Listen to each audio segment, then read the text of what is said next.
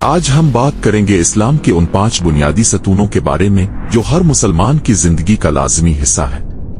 یہ 5 ارکان وہ بنیاد ہیں جن پر ایک مسلمان کی عبادات، عمال اور زندگی کی تعمیر ہوتی ہے۔ اگر ہم ان کو سمجھ لیں اور اپنی زندگی میں اپنا لیں تو دنیا اور آخرت میں کامیابی یقینی ہے۔ پہلا ستون کلمہ طیبہ۔ یہ اسلام میں داخل ہونے کی پہلی اور سب سے اہم شرط ہے۔ اللہ کے سوا کوئی معبود نہیں اور محمد صلی اللہ علیہ وسلم اللہ کے رسول ہیں۔ یہ الفاظ محض زبانی اقرار نہیں بلکہ ایمان اور عقیدے کی بنیاد ہے۔ اس کلمے پر یقین رکھنے والا شخص اپنی زندگی اللہ کے حکم کے مطابق گزارنے کی کوشش کرتا ہے اور اس کے بغیر کوئی بھی عبادت قبول نہیں کی جاتی۔ دوسرا ستون نماز۔ دن میں 5 مرتبہ اللہ کے حضور کھڑا ہونا، اس سے بات کرنا، اس کے سامنے جھکنا اور اپنی حاجات پیش کرنا، یہ بندگی کی سب سے خوبصورت شکل ہے۔ نماز ہمیں اللہ کی یاد دلاتی ہے، دل کو سکون بخشتی ہے اور ہمیں برے کاموں سے روکتی ہے۔ قرآن میں اللہ فرماتے ہیں، بے شک نماز برے اور ناپسندیدہ کاموں سے روکتی ہے۔ تیسرا ستون زکوٰۃ۔ یہ صرف ایک مالی عبادت نہیں بلکہ دلوں کو پاک کرنے اور معاشرے میں مساوات قائم کرنے کا ذریعہ ہے۔ زکوٰۃ دینے سے نہ صرف مال میں برکت ہوتی ہے بلکہ غریبوں کی مدد اور ضرورت مندوں کی حاجت پوری ہوتی ہے۔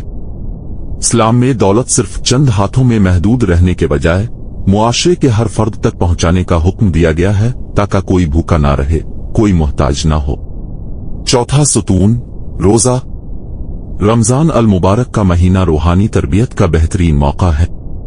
صبح سے شام تک کھانے پینے اور نفسانی خواہشات سے بچنا اللہ کے قریب ہونے کا ایک ذریعہ ہے۔ روزہ صرف بھوک پیاس برداشت کرنا نہیں بلکہ اپنی زبان، آنکھ اور دل کو بھی ہر برے عمل سے بچانا ہے۔ حدیث میں آتا ہے کہ روزہ صرف اللہ کے لیے ہے اور وہی اس کا بدلہ دے گا۔ روزہ ہمیں صبر، تقوی اور دوسروں کی تکلیف کا احساس سکھاتا ہے۔ پانچواں اور آخری ستون حج۔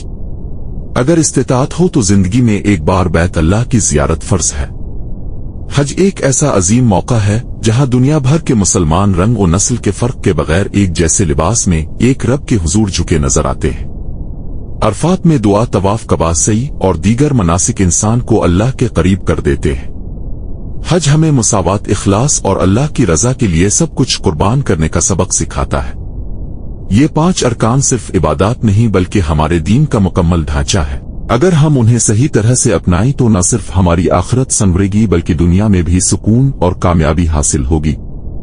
اللہ ہمیں ان ارکان کو صحیح طریقے سے ادا کرنے اور ان پر عمل کرنے کی توفیق عطا فرمائے۔ آمین۔